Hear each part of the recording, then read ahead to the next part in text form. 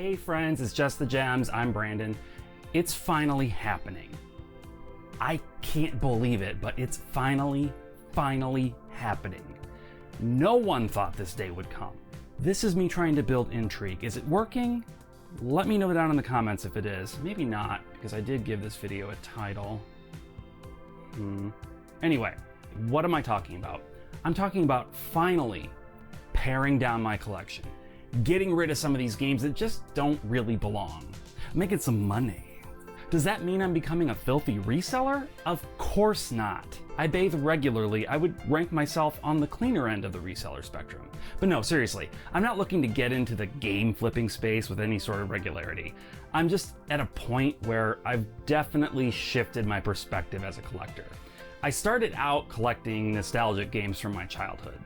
That took me like all of 6 months. Then I branched out into JRPGs in general, so I was grabbing all the games I missed out on over the years. That is still an ongoing process, if I'm being honest. The Saturn, man. I wish I'd had a Saturn so I could have bought some of these games for MSRP. It is brutal. But offloading the games I'm sure I don't need in my collection anymore is a great way to free up a bit of cash that I can put towards things that are going to be more useful to me. So what do I mean by games I'm sure I don't need in my collection anymore? Well, I think I can illustrate that with perhaps my most ill-fated collecting goal. Every Nintendo published Wii U game. Now, why did I decide to collect every Nintendo published Wii U game? A couple of reasons, I guess. For one, there weren't that many of them relative to a lot of other more lofty collecting goals. And for another, my assumption was that all of these games would be great because, like my very religious grandmother used to say, Nintendo don't make no junk. Maybe I'm misremembering the expression. Anyway, I was way off on that second one, and so was my very religious grandmother. Turns out Nintendo at least published some very junky games on the Wii U. Devil's Third comes to mind. But even among games that aren't junky per se, a lot of them just aren't for me. So why do I have them? That's the question I've been asking myself. And it seems my best option is to just get rid of them. Now, I don't have all the Nintendo published Wii U games just yet. There are a handful of very expensive ones that I've been loath to pick up because they just don't interest me at all personally. But I do have most of them, so it's a nice sized chunk of games. My gaming nostalgia only really went through the Nintendo 64. By that, I mean there are a bunch of NES, Super NES, and N64 games that definitely don't fit the mold of the rest of my collection, but I want to keep them for nostalgia reasons. That means everything from GameCube onward is fair game to get gone. So I've talked about Wii U specifically, but round one of the great sell-off is going to be Nintendo focused overall. Maybe I should have said that up front. We're cleaning house on GameCube, Wii, and Wii U. So without any further ado, maybe let's just take a look at some of the games I'm getting rid of, shall we? I vote we go chronologically. What do you say? Let's start with GameCube. First up on the chopping block, Star Fox Adventures. I've never played this game. I do know that there's very little actual Star Fox gameplay in this Star Fox game. It's mostly a third-person action-adventure sort of game, maybe akin to Zelda? Maybe? I don't know. I don't want to make that claim for this game. But yeah, it's not my kind of thing, really, you know? If it was a straight-up Star Fox game, I might keep it. I might. But this kind of mishmash of genres, not really my cup of tea. Goodbye. Super Mario Sunshine. No, I'm just kidding. Look, I know that there are some people out there that grew up with Mario Sunshine. Maybe it was your first 3D Mario game and you have a lot of nostalgia for it. I would never take that away from you. But I hated this game. I hated it so much. I beat it. I did play all the way through it and finish it, but I hated it. I was so angry and stressed playing this game. It was like, I don't know, it was like if you took Mario 64, which to me had like the perfect balance of control, and you just tipped the scale a little bit, just a little bit in one direction, and all of a sudden everything is unstable. it just wasn't for me. It just didn't click with me. The reason I'm getting rid of it, I typically would want to keep the Nintendo staples in my collection, but I have the 3D All-Stars, so if I ever did get the itch to play this game again, unlikely. At least I have an option to. Tales of Symphonia. Now, same story here. I have another way of playing this game. I don't have the latest remaster. I have the PlayStation 3 remaster, which I think is technically maybe even better than the modern remaster. I don't know. I haven't really delved into all of that too much. Let me know in the comments if it is, because otherwise, if it's not, I might pick up the latest remaster, but if the PS3 one is good enough, maybe I'll just stick with that. Anyway, I don't really need this on the GameCube. There's nothing about the GameCube-ness of this game that suggests that I need to hold on to it, so it's out the door. Resident Evil 0. I have never played Resident Evil 0. I've played all of the mainline series except this one. Does this count as part of the mainline series? It's a prequel. 0 comes before 1. Although, I guess the number 0 is a relatively recent invention in modern history. I read that somewhere, and I'm not gonna cite any sources because I don't remember where I read it, but that might be true. Anyway, I don't need Resident Evil 0 on the GameCube. I don't think I will ever play it, so. Final Fantasy Crystal Chronicles. Yeah, I don't know. I mean, it is a Final Fantasy kind of, helmed as I understand it by one of the Saga people, actually, which is interesting. I just noticed that this character has like a Madonna bra. I don't know if you can see that. But from what I understand, it's largely a multiplayer experience. You can technically play single player and have a Moogle carry your bucket around or something. The bucket has to stay, you have to stay within the confines of this bubble created by this bucket. I don't know. It was a clever way of keeping all of the characters in a multiplayer game together all the time, but not something that I'm ever going to do. I don't have a bunch of Game Boy Advances and link cables and people that want to come over and play Crystal Chronicles with me, so I think we're just gonna say goodbye. I'll do these last two GameCube games together, and these kind of hurt to get rid of, if I'm honest, but I think we need to.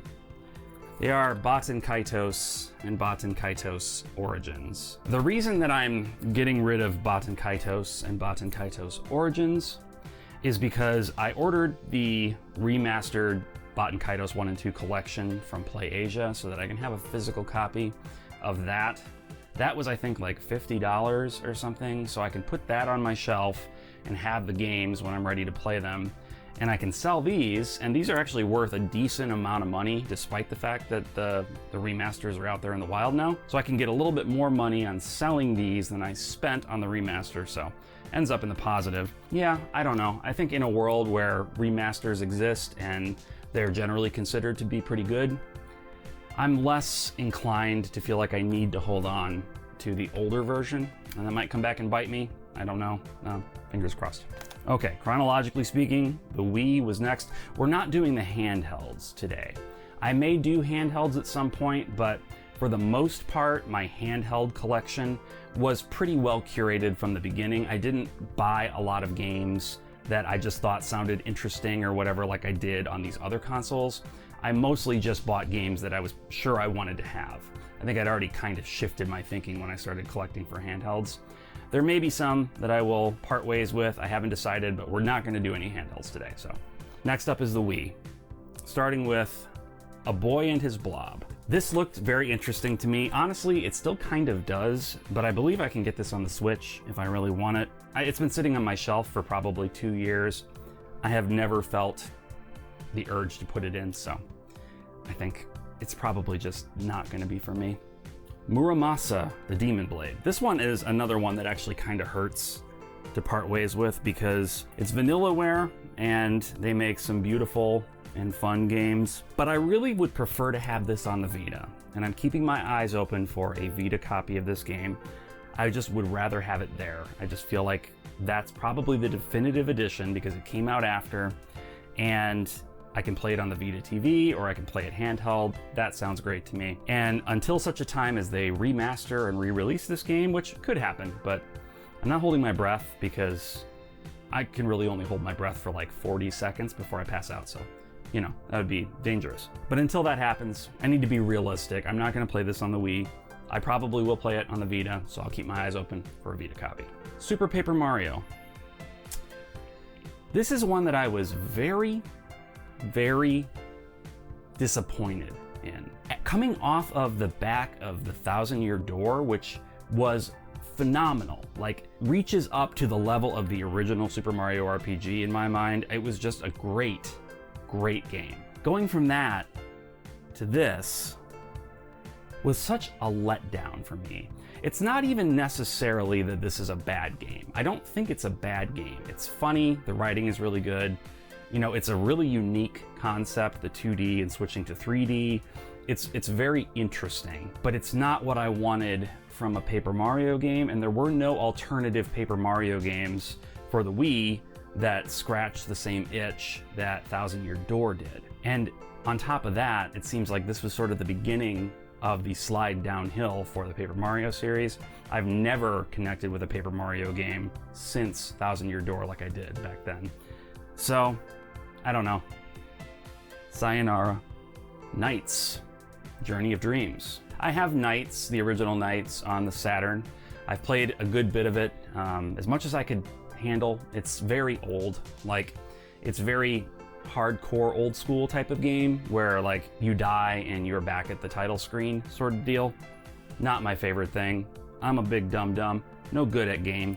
I need a little more help. So I don't know if I'm ever gonna finish Nights. I'll probably keep the original just because Saturn games are really cool. I just like having them on the shelf, like they look rad. But Nights Journey of Dreams, even if it's technically a better game, I don't know. But even if it is, I don't think I'm ever gonna get to it, so goodbye. Tales of Symphonia Dawn of the New World. This one's actually sealed.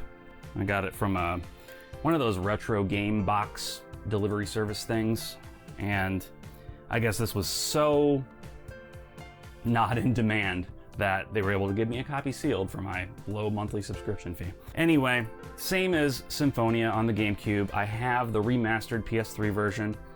Really no reason for me to hold on to an unopened copy of the Wii version. I'm just being greedy, but hold on to this, right? Somebody else might enjoy it. Let's get it out there. 4, Resident Evil. I know, it's just the way they wrote it. People have made the joke, it's whatever. Resident Evil 4, the Wii edition. This was the original way that I played Resident Evil 4. I never really played it on the GameCube, and I loved it. I loved the aiming and the shooting with the Wii remote. It was a little weird. I think you shot with A on top instead of B, which is an actual trigger. I could be remembering wrong, but I feel like I remember that being kind of silly. But regardless, I have the remake of Resident Evil 4. I know it's technically speaking not exactly the same game, but I don't have the warm, fuzzy feelings that some people have for Resident Evil 4. I loved it. I thought it was great, but it's not one that I'm like, I go back and revisit Resident Evil 4 every year because it's my favorite. No, it's like, it's fine. I enjoyed it. I'm happy to have the remake and call that my copy of Resident Evil 4, and this one can go to a better home. Zack and Wiki, search for Barbados' treasure. Well, if Wiki could find Barbados' treasure, then maybe they could stop bugging me for donations at Wikipedia. You get those emails. I think I donated one time years ago, and now they hound me and they guilt me. They just guilt me so hard. I might cave. I'm close to caving and just giving more money. I mean, they deserve it. They do a great... Anyway, it doesn't matter. Zack and Wiki is a sort of like, I think, point and click adventure game.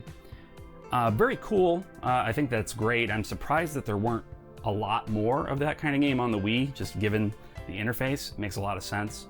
But that's the world we live in. So I'm being realistic. I'm never going to play Zack and Wiki. I don't think so. I don't know. Probably not. So Metroid Other M.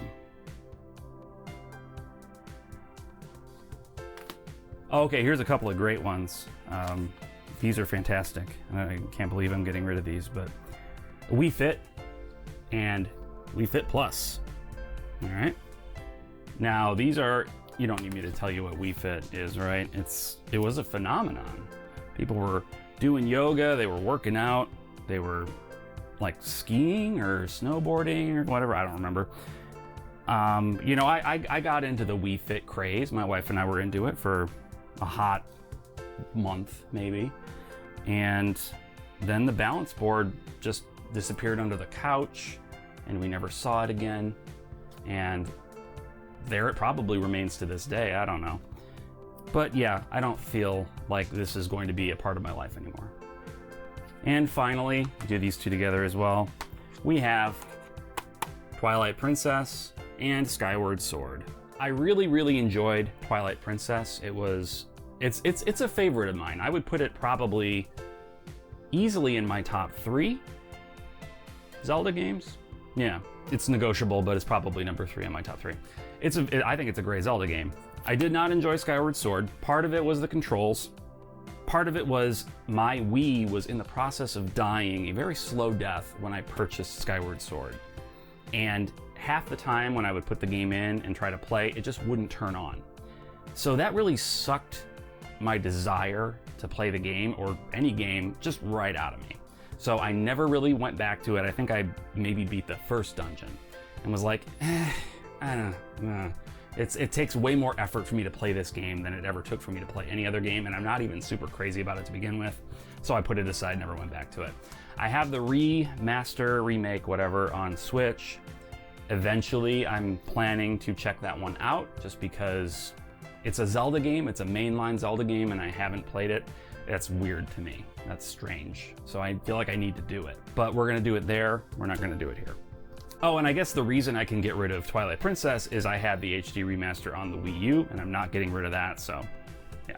Okay, we are at the Wii U. This is the end, right?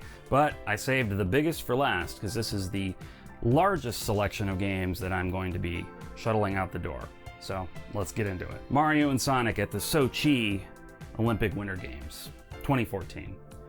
Don't care about the Olympics, never have. I think it's great if you enjoy it. Never been into it myself. I might watch some of the figure skating occasionally. My wife likes that, so I'll sit down and watch that with her from time to time. Generally, not my thing. Mario and Sonic participating in the Olympic Games, marginally more interesting to me, but by and large, not something I care about. Mario Party 10. I don't know if I've ever voluntarily sat down and played a Mario Party game. So, Mario Kart 8. Have it on the Switch, have the DLC. Right? Lego City Undercover. Grand Theft Auto meets Lego, except you play as the cop so that you're the good guy or whatever. I don't know. If I liked the Lego games, I think this would be one I would want to check out. So if you like the Lego games and you haven't checked out Lego City Undercover, maybe give it a try. For me, don't think that's likely to happen. Kirby and the Rainbow Curse. This is one of those, like, interesting yarn or clay. It's clay. It's made of clay in this one. And you tilt the gamepad to move him along, and you draw a rainbow track with the stylus. That's a lot. That's just a lot for me to do. I don't want to do that. I barely want to move the joystick, you know? Don't make me do all this stuff with the turning and the drawing. I'm too old. I'm too old. Amiibo Festival. The Animal Crossing Amiibo Festival, everybody. Again, I was trying to collect every Nintendo published Wii U game, and this is one of them. And it came with these two little guys. That's cute, right? Two little Amiibos. Actually, I heard that the plural of Amiibo is Amiibo. Don't like that, don't care for that. So we're gonna stick that S on there the way God intended. Nothing that I really want, so. Hyrule Warriors. There is a better version of this game on the Switch, correct? Right? It's on the Switch, right? They did a remaster of this on the Switch. Let me know in the comments if I'm wrong, but I'm pretty sure they did. But, I mean, I'm not gonna bust out the Wii U and play the Zelda Muso game. If I'm gonna play a Zelda Muso, it's probably gonna be on the Switch. So, goodbye. Oh boy, Gianna Sisters, or Gianna Sisters. How do you say that? I'm not Italian. Gianna Sisters Twisted Dreams Director's Cut. This is a series of PC games originally that I guess were supposed to be a parody of the Mario Brothers, Gianna Sisters. I don't know a ton about it, but it is sealed for some reason. I have a sealed copy of the Gianna Sisters Twisted Dreams Director's Cut, and I don't want it, so. DuckTales Remastered. I have the NES DuckTales. That's the one I'm actually nostalgic for. This looks pretty cool, and I think it's great that they did this, but I don't feel compelled to keep it. It's not even the original, which I have nostalgia for, I don't have that much nostalgia for it where I want to have the remastered fancy new edition of it. It's like, you know, it's fine. Donkey Kong Country, Tropical Freeze. So yeah, this is another Donkey Kong Country game. And to be perfectly honest, and I don't know if this will get me hate, I'm not super crazy about Donkey Kong Country as a series. I'm not saying it's bad, just it's not the most fun for me. I played the original on the Super Nintendo completely. I played it all the way through. I don't think I got the 102% or whatever you can get on that game, but I did beat it and I enjoyed it, but I never played 2, I never played 3, I never played the Wii Donkey Kong Country Returns, whatever. So I don't know. I'm fine not having this, I guess. NES Remix Pack. I actually did a review of this game, sort of a mini review, on my channel, somewhere up here, and it's fine. It's a really interesting concept, and I think that something like this would probably do well on the Switch. It's kind of surprising to me that they haven't, but I don't know. It's the little mini game thing. It's like kind of the reason I think I've never gotten into WarioWare. I'm just not super into these micro game sort of deals. Like, I need an epic. I'm a role-playing game guy. I mean, bottom line, right? Role-playing game guy. Zombie U. One of the launch games, if I'm not mistaken. And really cool concept, actually. I played this at a friend's house. This is sealed. For whatever reason, it's sealed. And I played it at a friend's house when it came out, and the whole idea of having to use the gamepad as your backpack and time still moving forward while you're looking through stuff to get to use, that's cool. Like, very interesting concept, very good use of the Wii U. I think that if more developers had done that sort of thing with the Wii U, then maybe it would have been more successful, but that wasn't in the cards, so, you know, I'm not gonna play it. Yoshi's Woolly World. I have this, the remake or remaster or whatever, on the Switch. I'll play it there. The Wonderful 101.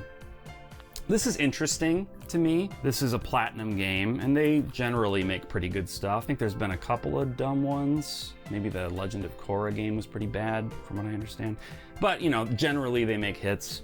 And I think this one is pretty well regarded, but it was well regarded enough that it got a Switch port, so if I'm gonna play it, you know the routine by now.